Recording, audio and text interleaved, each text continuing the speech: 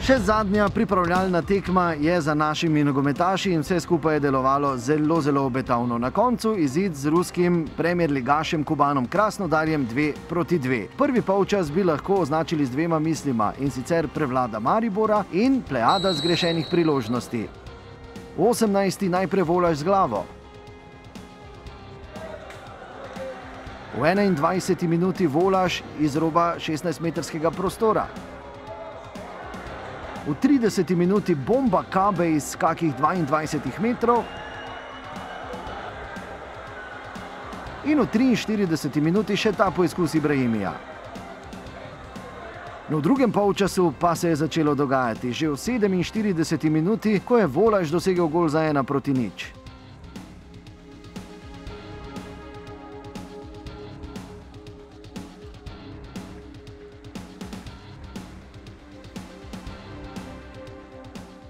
V 56. minuti je Tkačev izenačil na 1:1.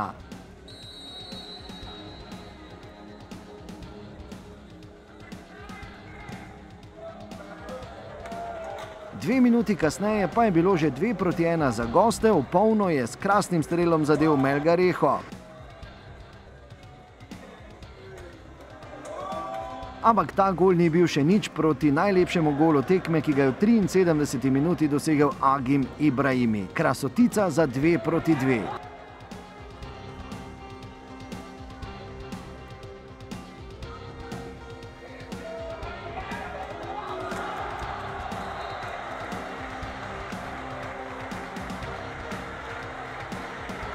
Tudi na treningi vedno to probamo, pa tudi ko je Handa v golu, pa probamo kako ciljati, pa ko je daleč, tako probamo udariti bombo, ampak pač je sedla in sem vesel za to.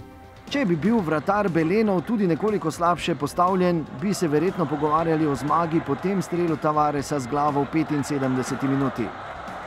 Tako pa se je končalo z 2:2, z lepo predstavo naših fantov in dobrim obetom. V torek torej ni izgovorov. Se vidimo v Ljudskem vrtu, ko bomo gostili Astano iz Kazahstana. Nekako se že nakazuje obrisi, nekako se že nakazuje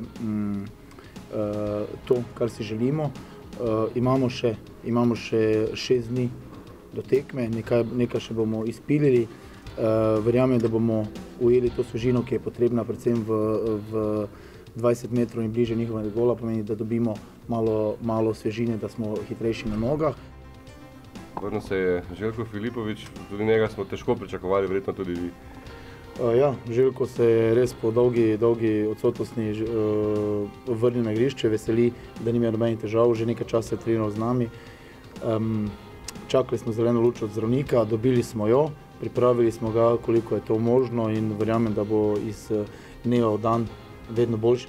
Moram povedati, da sem to komaj čakal, da bil sem ko mehan otrok tam, ko sem se ogreval okoli igrišča.